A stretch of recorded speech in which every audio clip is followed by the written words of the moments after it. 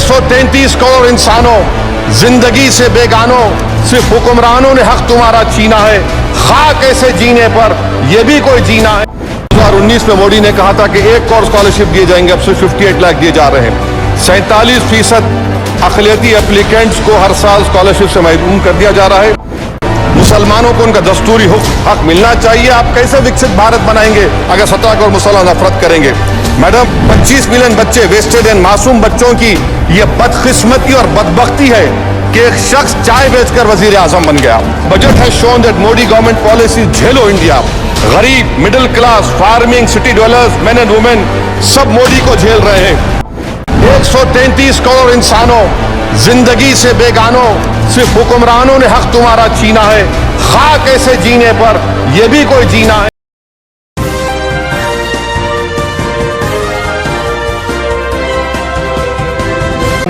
Budget की speech में finance minister ने 4 बिरादरियों का जिक्र किया। भारत की सबसे बड़ी अक़लियत मुसलमान है, 17 करोड़। मैं हुकूमत से जानना चाहता हूं कि क्या 17 करोड़ मुसलमानों में गरीब नहीं है, नौजवान नहीं है, किसान नहीं है, ख़वातीन नहीं है? वतन अजीज़ में सबसे गरीब मुसलमान है, सबसे ज़्यादा नाखवानगी मुस्लिम ख़वातीन में। AIDS और PLFS का डेटा ये बताता है कि मुसलमानों में सबसे कम असासे है और कंजम्पशन लेवल दूसरे मजहबी ग्रुपों के बनिस्बत सबसे कम है। तालीमी इदारों में मैडम 15 और 24 साल की उम्र में भर्ती एनरोलमेंट में मुसलमानों की सिर्फ 29%, शेड्यूल कास्ट की 44%, हिंदू OBC के 51% और हिंदू अपर कास्ट की 59% है। हायर एजुकेशन मुसलमानों का एनरोलमेंट सिर्फ 5% है।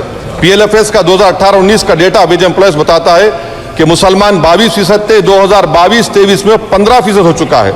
सेल्फ एम्प्लॉयमेंट में मुसलमान हिंदू सिख से ज़्यादा 58.4% है। रेगुलर वेज एम्प्लॉयमेंट में सबसे कम मुसलमान है 15% और कैजुअल लेबर में सबसे ज़्यादा मुसलमान 26% है। तो मुसलमानों का शेयर रेगुलर एम्प्लॉयमेंट में लॉस हो रहा है एम्प्लॉयमेंट का। मुसलमान नौजवानों को ना रोजगार मिलता है, ना तालीम के मौके, ना हुकूमत उनको कोई तरबियत सहूलत दी जाती है। मैं मोदी हुकूमत को एक मुसलमानों का एक अछूत बना दिया है, ना कोई सियासी नुमाइंदगी है, ना मुल्क की तरक्की में इनका कोई हिस्सा दिया जा रहा है। मैं मैडम, माइनॉरिटी वेलफेयर मिनिस्ट्री में 2023-24 में 38% की बजट में कमी कर दी गई, 5,000 से 3,000 करोड़ कर दिया गया। इस साल के बजट में सिर्फ चंद 100 करोड़ का इजाफा किया गया, मगर 23-24 के बजट के लेवल पर पैसे मुख्तसर नहीं किए गए। ये मोदी हुकूमत की बदनीयती और झूठा कमिटमेंट है, झूठा कमिटमेंट अक़लियतों के ताल्लुक से। तालीम के उस अक़लियती स्कॉलरशिप मैडम, अक़लियतों के गरीब तलबा और तालिबात को ज़ियाती रकम में कमी कर दी गई। 2019 में मोदी ने कहा था कि 1 करोड़ स्कॉलरशिप दिए जाएंगे, अब सिर्फ 58 लाख दिए जा रहे हैं। 47% अक़लियती एप्लीकेंट्स को हर साल स्कॉलरशिप से महरूम कर दिया जा रहा है। 10 साल से मैं कह रहा हूं कि डिमांड ड्रिवन करो। डिमांड ड्रिवन के लिए सिर्फ 3,000 करोड़ की जरूरत है, मगर ये हुकूमत सच्चाई को और ईमानदारी से काम नहीं कर रही है। 2007 और 8 से माइनॉरिटी स्कॉलरशिप का नंबर इजाफा नहीं हुआ है। Pre matric scholarship madam, Kundu committee ने कहा कि मुसलमानों में drop out rate primary level पर होता है, तो हुकूमत ने 9th क्लास से प्री मैट्रिक स्कॉलरशिप पैसे दे रही है। NDMC की इक्विटी मैडम 800 करोड़ एक मजाक है। PMGAV के में 910 करोड़ दिए गए। सारी दुनिया जानती है कि जहां मुसलमान बसता है गांव में, शहर में, वो अंडर डेवलप एरिया है और आप मजाक करें ऊंट के मुंह में जीरा देकर। हज में 97 करोड़। हज कमेटी एक रिश्वत का मरकज बन चुका है। प्राइवेट टूर ऑपरेटर्स के एक लाइसेंस के लिए पैसे देना पड़ता है, बिल्डिंग सिलेक्शन के लिए पैसे देना पड़ता है, मीना मुजदलफा में कंपनी के सिलेक्शन के लिए पैसे देना पड़ता है। मैं हुकूमत से मुतालबा करता हूं कि खत्म किया जाए और CBI से इंक्वायरी करवाई जाए। मोदी हुकूमत को अक़लियतों, बिल्कुल मुसलमानों से नफरत को खत्म करना पड़ेगा। मुसलमानों को उनका दस्तूरी हक मिलना चाहिए। आप कैसे विकसित भारत बनाएंगे अगर 17 करोड़ मुसलमान नफरत करेंगे? मैडम, पूरी स्पीच में फाइनेंस मिनिस्टर के बच्चों का जिक्र नहीं है। आज हमारे देश में 66 लाख बच्चे रोज भूखे सोते हैं।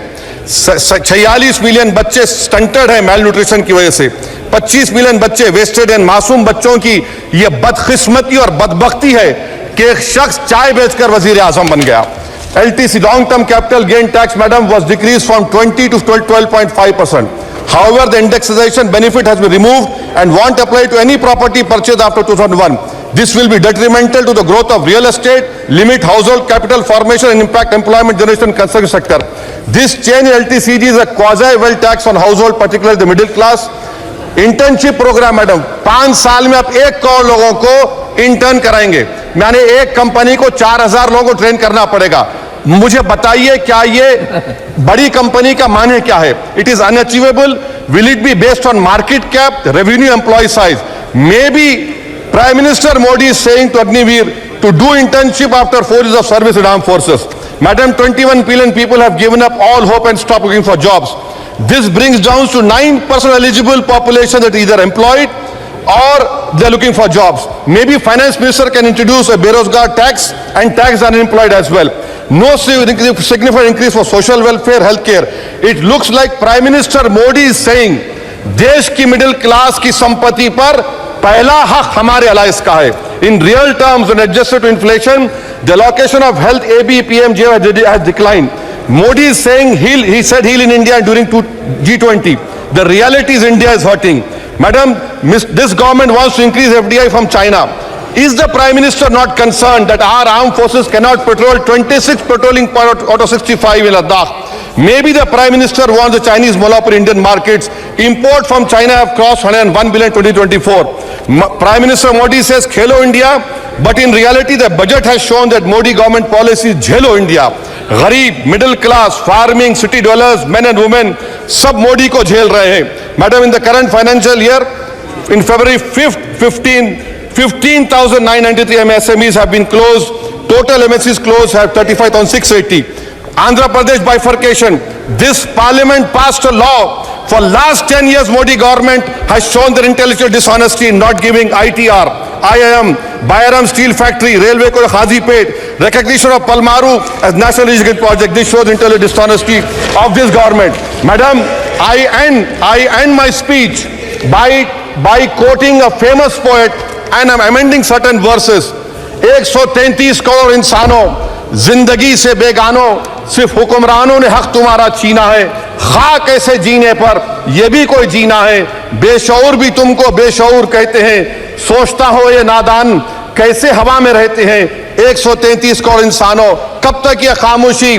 चलते फिरते जिंदानों, गरीब खवातीन, नौजवानों, किसानों से रोने की सदाएं आती हैं. जब शबाब पर आकर खेत लहलाता है, किसके नयन रोते हैं, कौन मुस्कुराता है? काश तुम भी समझो, काश तुम भी जानो किस कदर भयानक है जुल्म का ये ढब. देखो रख से आतिश आहन देखते ही जाओगे, होश में ना आओगे. और अनएम्प्लॉयमेंट पर अभी बोला गया नौकरियां दे रहे हैं, तो शायर ने इनके बारे में अच्छा कहा कि फूल शाखों पर खिलने लगे तुम कहो, जाम जिंदों को मिलने लगे तुम कहो, चाक सीनों के सिलने लगे तुम कहो. इस खुली झूठ को, जहन की लूट को मैं नहीं मानता, मैं नहीं जानता. शुक्रिया.